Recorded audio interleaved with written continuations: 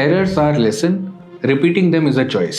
Because अगर हमने lesson सीख ली तब तो ठीक है, लेकिन अगर हम उन्हीं गलती को रिपीट करेंगे तो फिर हम अपने पैसे का ऑप्टिमम यूटिलाइजेशन, जो बेस्ट आरओआई निकाल सकते थे, वो हम कहीं ना कहीं मिस करते रहेंगे, जैसे हमने 2025 में कुछ जगहों पे मिस किया। Hi, my name is Aman Chawla. Last 10 years में हमने 1000 से ज्यादा ट्रांजेक्शंस क्लोज करी हैं और एक ही ऑब्जेक्टिव के साथ हम काम कर रहे हैं। एंड यूजर्स को best value for money deals मिले, अच्छी कंस्ट्रक्शन क्वालिटी मिले, टाइमली पोजीशन मिले और इन्वेस्टर्स को बेस्ट टू बेस्ट आरओआई या रिटर्न जनरेट।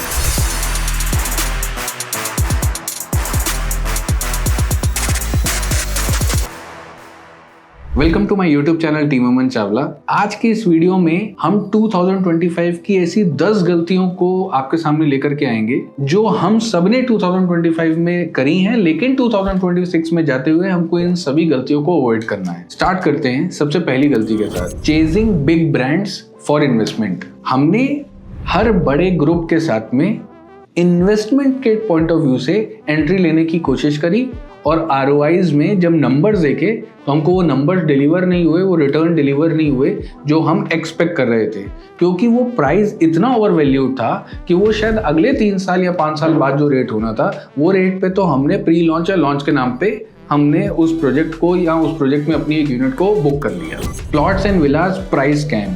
कोई भी बिल्डर किसी भी लोकेशन पे किसी भी प्राइस पे लॉन्च कर रहा है, बस उसने लिख दिया अप्रूव्ड प्लॉट, अथॉरिटी से अप्रूव्ड है, बैंक से अप्रूव्ड है, रेरा से अप्रूव्ड है, और हम कोई भी रेट देने को तैयार हो गए हैं। उस लोकेशन पे वो जो प्राइस है वो क्यों है, उसके पीछे के लॉजिक्स क्या है, कौन सा ऐसा गवर्नमेंट का इंफ्रास्ट्रक्चर आ रहा है जो हमको नहीं पता है या जिसके बेसिस पे वो प्राइस को रखा गया है। अगर आज मैं उस प्राइस पे ले रहा हूँ तो आज से 5 साल बाद कौन से ऐसे फैक्टर्स होंगे जो 15% या 20% का आरओआई कंपाउंडेड ग्रोथ देंगे मुझे, जिसकी वजह से वो मेरा इन्वेस्टमेंट जो है वो बेस्ट आरओआई मुझे जनरेट करके देगा। तो हम बिना कुछ भी देखे सिर्फ प्लॉट एंड विला अथॉरिटी के अप्रूवल को देख के प्लॉट और विला को बाय कर रहे हैं, जो हमको नहीं करना। Hyped marketing trap. Unique marketing techniques को यूज किया गया, एक फोमो क्रिएट किया गया। उस फोमो के चलते बहुत सारे एंड यूजर्स और इन्वेस्टर्स भी ट्रैप में फंसे।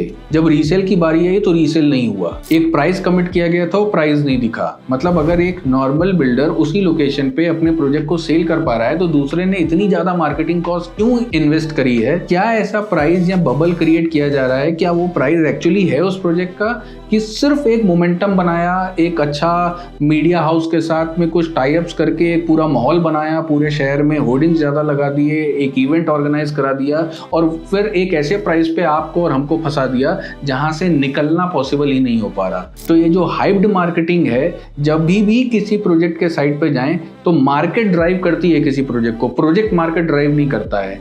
तो इसको समझना बहुत जरूरी है कि हाइप्ड मार्केटिंग पे हम कहीं ट्रैप ना हो जाए। Fourth point specially and users के लिए है, टाइमली एंट्री मिस कर दी। 2025 के स्टार्टिंग में कुछ ऐसे प्रोजेक्ट्स थे जिनका प्राइस बहुत अच्छा था और उस समय लग रहा था नहीं मार्केट गिरने वाली है, नहीं हम अभी तो प्राइस ऐसा है कि स्टैग्नेंट है, आगे तो शायद डिप्रिशिएट भी हो जाएगा, तो अभी हम वेट करेंगे। और वही इन्वेस्टर्स अभी दिवाली के टाइम में या नवंबर के टाइम में लौट के आए और 20-30% ज्यादा कॉस्ट जो जैन या फेब में थी उससे ज्यादा में अपनी यूनिट्स को बुक किया, सिर्फ एक गलती की वजह से कि उस समय अपने चैनल पार्टनर्स या जो मार्केट का इंफॉर्मेशन आ रहा था उसको समझ नहीं पाए, उस पर डाउट किया और उस डाउट की वजह से इतना कॉस्ट एक्स्ट्रा पे करना पड़ा। तो यस, होमवर्क करना बहुत इंपॉर्टेंट है, ट्रैप में नहीं फंसना चाहिए, लेकिन होमवर्क जब करें तो जल्दी करें और उस डिसीजन पे जल्दी पहुंचें और logic based fact based studies करें। सिर्फ उसने कहा इसने कहा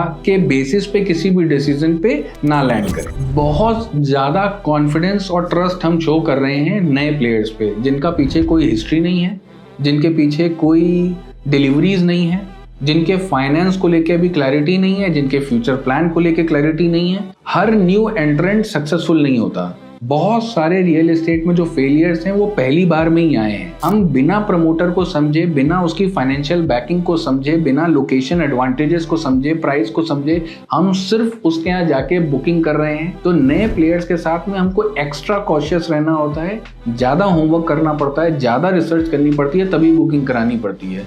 नहीं मिलेगा तो अगली बार किसी और जगह जाके लेंगे। लेकिन बिना होमवर्क के नए प्लेयर में हमने बहुत कॉन्फिडेंस शो किया है इस बार 2025 में, जो मेरे हिसाब से बहुत सरप्राइजिंग था, बहुत स्ट्रेंज था। जिला पंचायत अप्रूवल और नॉट अप्रूव्ड, ये 2025 में बहुत बायर्स ने गलत समझ के गलत प्रोजेक्ट्स में एंट्री ले ली। कुछ में तो एलडीए ने एक्शन लिए, सील कर दिए, और कुछ इस डर के मारे जिला पंचायत प्रोजेक्ट्स को नहीं ले रहे हैं, जबकि अच्छे प्रोजेक्ट्स हैं कि वो जिला पंचायत अप्रूव्ड है। हर सिटी के जोन्स डिवाइडेड हैं, कौन सी जोन में कौन सी अथॉरिटी एक्टिव है उसके हिसाब से प्रोजेक्ट अप्रूव्ड होगा। अगर एक सर्टेन जोन में एक सर्टेन अथॉरिटी अप्रूवल दे रही है और उस पे रेरा भी है, बैंक टाई अप भी हैं, जिला पंचायत अप्रूव्ड भी है, तो कोई प्रॉब्लम नहीं है, क्योंकि उसको अथॉरिटी ने अप्रूवल दिया है और मास्टर प्लान के हिसाब से वो एरिया अभी उस अथॉरिटी के अंडर ही नहीं आता है। ये उतना ही सेफ है जितना अथॉरिटी अप्रूव्ड सेफ है। लेकिन अगर कहीं से अप्रूवल नहीं है और उसके बावजूद भी सेल चल रही है या पार्शियल अप्रूव्ड है, बहुत से केसेस में 20 एकड़ के प्रोजेक्ट पे 50,000 स्क्वायर फुट अप्रूव्ड करा रखा है और उसके नाम पे बोर्ड लगा के पूरा 20 एकड़ का सेल चल रहा है, तो इन सब पेपर्स को देखने के बाद ही एक्शन लें। और हर चमकती चीज सोना नहीं होती, सोना और पीतल दोनों ही गोल्ड हैं, दूर से दोनों ही समझ में आते हैं, पास जाने पे वैल्यू समझ में आती है, तो इसको समझना बहुत इंपॉर्टेंट है। अनअप्रूव्ड है, जिला पंचायत अनअप्रूव्ड नहीं है। सिटी का आउटस्कर्ट अब आउटस्कर्ट नहीं है, वो फ्यूचर ग्रोथ कॉरिडोर्स हैं। कोई भी सिटी का डेवलपमेंट उस गवर्नमेंट की पॉलिसीज से डिफाइन होता है। आने वाले टाइम में कौन से लोकेशंस चलेंगे नहीं चलेंगे, ये सब गवर्नमेंट पॉलिसीज मास्टर प्लान के हिसाब से डिसाइड होता है। अर्बन हाउसिंग बोर्ड है, हर जगह हर शहर के अपने हाउसिंग बोर्ड्स हैं जो सिटी के पूरे इंफ्रास्ट्रक्चर ग्रोथ को, या किस तरीके का पॉपुलेशन माइग्रेशन आ रहा है, किस तरीके की इंडस्ट्रीज आ रही है, कैसे सिटी एक्सपैंड कर रही है, इस पर पूरी प्लानिंग होती है। एज एन एग्जाम्पल, लखनऊ में SCR आ रहा है, स्टेट कैपिटल रीजन, जैसे दिल्ली में NCR था। अब स्टेट कैपिटल रीजन की वजह से आसपास के जितने भी Tier 3 टाउन्स थे वो सब लखनऊ के साथ जुड़ेंगे, तो उनको एडवांटेज ज्यादा मिलेगा इन कंपैरिजन टू लखनऊ। तो जो आउटस्कर्ट लोकेशंस हैं वहीं पे नए सेंटर्स बनेंगे, नए कमर्शियल मार्केट्स आएंगे, स्कूल्स आएंगे, वहीं पे रेजिडेंशियल डेवलपमेंट मूव करेगा। अब उन एरियाज में जाके ऑलरेडी एग्जिस्टिंग एरियाज से या डेवलपिंग एरिया से कंपैरिजन ड्रॉ करना और ये बोलना कि यहाँ पे तो अभी बहुत टाइम लगेगा, तो फिर आप इन्वेस्टर ही नहीं हो, फिर आप वो एंड यूजर नहीं हो जो 10 साल बाद की वैल्यू को आज वहाँ सेंस कर पा रहा है। तो जो आउटस्कर्ट एरियाज हैं वो आउटस्कर्ट्स नहीं है, वो न्यू फ्यूचर ग्रोथ कॉरिडोर्स हैं, उनको समझना पड़ेगा। और इसके चलते 2025 में सिर्फ 5 या 10% होंगे जिन्होंने इस बात को समझ के बुनाया। 80-90% पीछे या बाद में चेस करेंगे, आज वो इस बात को नहीं समझ पा रहे। ये र्यूमर नहीं, ये सच है। AI city, wellness city, IT city, ये सब कुछ हो रहा है यूपी में, स्पेशली Tier 2 सिटीज जैसे लखनऊ में, गोरखपुर में, वाराणसी में, नोएडा में। ये सब सिटीज यूपी के फ्यूचर ग्रोथ कॉरिडोर्स हैं। और पर्टिकुलरली नोएडा में तो बहुत कुछ आ गया है जिसको आप विटनेस आज के टाइम पे कर रहे हो। फिर से हम उस ट्रेन को पकड़ने की कोशिश कर रहे हैं जो ट्रेन जा चुकी है। अभी जहाँ ट्रेन रुकी हुई है जैसे लखनऊ, वहाँ पे अगर अभी हम बात कर रहे हैं, अभी कुछ EOIs की बात हो रही है। यूपी गवर्नमेंट बहुत ज़्यादा काम कर रही है लखनऊ में ऐसी बड़ी इंडस्ट्रीज को इस्टेब्लिश करने के लिए। हमारे CM बहुत ज़्यादा इंक्लाइंड हैं। एक बड़ा AI सेटअप, एक बड़ा IT सेटअप, उसका सबसे जीता जाता एग्जाम्पल है IBM, जेनपैक, डेलॉयट, सिफी, ये सब बड़े बड़े ब्रांड्स का लखनऊ में आना, और ये सब पिछले 2-3 साल के अंदर ही हुआ है। और आगे आने वाले टाइम में और बड़े बड़े प्लेयर्स एंट्री ले रहे हैं। तो ये र्यूमर नहीं है। जिनको ये रूमर लग रहा है वो 5 साल बाद फिर सिवाय पछताने के कुछ नहीं बचेगा। 2025 में ये गलती जिन लोगों ने की वो 2026 में प्लीज मत करें, और इस वीडियो को सेव जरूर करें। ये जो प्राइस अब बन चुका है, people are very reluctant in accepting these prices 2025 में स्पेशली। गोइंग फॉरवर्ड इन 2026 ये गलती मत करें। हाँ, मैं इस बात के फेवर में हूँ कि ग्रोथ हो सकता है 12, 15, 20% की ना हो, ग्रोथ 5 या 6 या 7% की हो इन रियल एस्टेट प्राइसेस पे।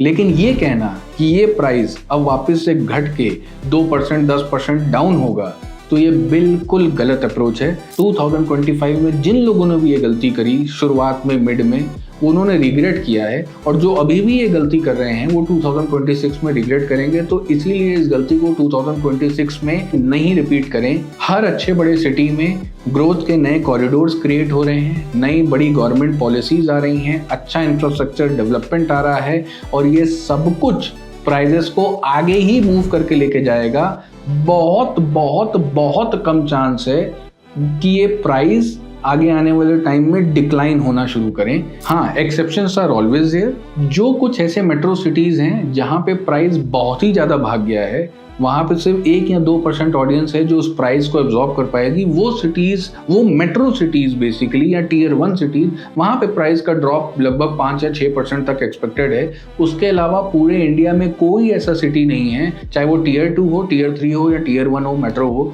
जहाँ पे प्राइस में डिक्लाइन मुझे दिखता है। बल्कि 2026 में प्राइस और ऊपर जाएंगे, स्पेशली टियर 2 में तो ये और तेज भागेंगे in comparison to tier 1। Last and most important, मैंने अपने ही चैनल पे कमर्शियल मार्केट अच्छा करेगी इस बात को बताया था, लेकिन बहुत पहले एक वीडियो किया था जो आप सब मिस कर गए। कमर्शियल का एक थंब रूल जो 2025 में बहुत सारे लोगों ने गलती करी। कमर्शियल हमको कहाँ लेना है? कमर्शियल हमको ऑलरेडी इस्टेब्लिश्ड एरिया में ही लेना है।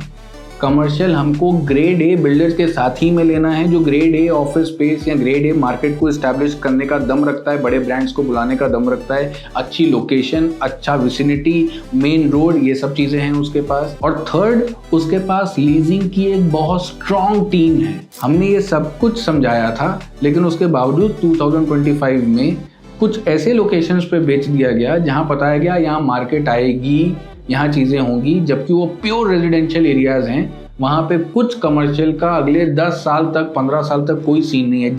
जितने प्राइस में लिया है उसका 1.2 नहीं होने वाला, मतलब 20% का, 15% का, छोड़ो 10% का रिटर्न नहीं मिलने वाला है। और वहाँ हमने पैसा ब्लॉक कर दिया, और अभी नहीं, अगले 10 साल उस पैसे का मूवमेंट हमको नहीं मिलेगा। तो हमको हॉटस्पॉट CBD लोकेशंस पे अच्छे बिल्डर्स के साथ अच्छे लोकेशंस पे पैसा लगाना है। कमर्शियल का ये थंब रूल है, तो 2026 में इसको याद रखें इन फैक्टर्स को, और जो गलतियां हमने 2025 में की हैं वो गलतियां हम 2026 में नहीं रिपीट करें। तो हम अपने पैसे को अच्छे से ग्रो कर पाएंगे, एंड यूजर्स को अच्छी वैल्यू पे घर मिलेगा। और ये सब गलतियां समझना ना समझना मुश्किल हो रहा होगा, तो 9118388899 पे कनेक्ट करना है, और हमसे जिन्होंने लिया वो जो स्मार्ट बायर्स हैं उस लिस्ट में अपना भी नाम ऐड कराना है। सो 2025 की गई गलतियों से अपने लेसन्स लें और 2026 में उसको ना रिपीट करने की कोशिश करें। मिलते हैं नेक्स्ट वीडियो में, स्टे ट्यून्ड।